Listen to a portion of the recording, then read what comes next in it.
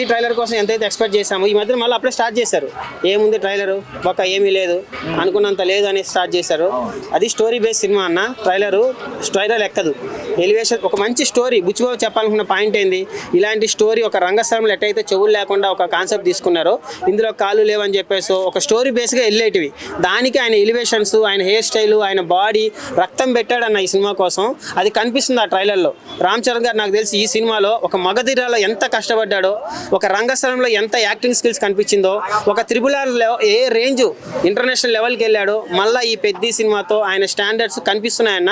మన గేమ్ చేంజర్లో ఏదైతే మిస్ అయినామో ఇందులో మాత్రం అవి ప్యూర్గా కనిపించాయి. నాకు చాలా బాగున్నాయి. చాలా షాట్లు బాగా నచ్చాయన్న. అసలు ఆయన ఒక డైలాగ్ అంటాడు, నేను ఆడాను అనుకున్నారు సార్ కానీ నేను పోరాడాను అన్నప్పుడు బ్లడ్ వస్తూ ఉంటుంది, ఛాయ్ కప్పులు కడుగుతూ ఉంటాడు. ఒక పైల్మాను ఛాయ్ కప్పులు కడగడము అవన్నీ చూస్తూ ఉంటే థియేటర్లో మాత్రం నిజంగా ఏడుస్తామన్న.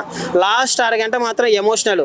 ట్రైలర్ బాగలేదు, పెద్ద ట్రైలర్ బాగలేదు అన్న నా కొడుకులకు ఒకటే చెప్తున్నా, అది స్టోరీ బేస్ సినిమా. నాకు టాక్సిక్ ఎలివేషన్ కావాలి, కేజీఎఫ్ ఎలివేషన్ కావాలి, అనిమల్ ఎలివేషన్ కావాలి అంటే కుదరదు. బలగం లాంటి సినిమాలకి స్టోరీయే చూడండి. ఆయన చెప్పాలనుకున్న పాయింట్ ఏంది బుచ్చిబాబు, ఆ పాయింట్నే చూడండి. స్టోరీ బాగాలేదంటే ఓకే, ట్రైలర్లో ఏం డిసైడ్ అవుతామన్నా? ట్రైలర్ ఏముంది, క్రికెట్ షాట్లు ఎంత బాగున్నాయి. ఆ షాట్లు ఎప్పుడైనా చూసాము మనం గ్రౌండ్లో. ఇప్పుడు ట్రైలర్లో అయితే మళ్ళీ తిరిగి మరీ కొడుతున్నాడు. ఇంకా అవన్నీ ఎలివేషన్సే కదా, ఇంకా అంతకన్నా ఏం చూపిస్తాడు చెప్పండి? స్టోరీ సినిమాలో స్టోరీయే తినేస్తుంది అరగంట. సో రామ్ చరణ్ గారు మేక్ ఓవర్ మాత్రం ఆయన బాడీకి అసలు ఏం బాడీ అన్నది. ఎవరన్నా మన ఇండస్ట్రీలో వెజ్ తినేసి ఆ రేంజ్ బాడీ డెవలప్ చేసిన మనిషి ఏ హీరో ఉన్నాడన్నా?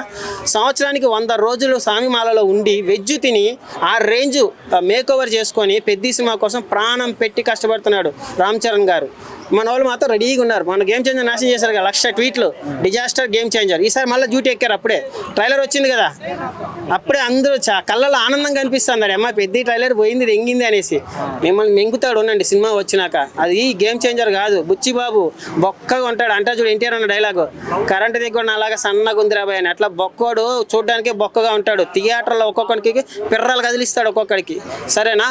ట్రైలర్ మాత్రం ఒక రేంజ్లో ఉంది. ట్రైలర్ని ట్రైలర్ లాగే చూడండి, ఎలివేషన్స్తో కంపేర్ చేయకండి. రామ్ చరణ్ గారి యాక్టింగ్కి నేషనల్ అవార్డు కాదు, పెద్ద సినిమాకి ఆస్కర్ అవార్డు ఇచ్చేయచ్చన్న.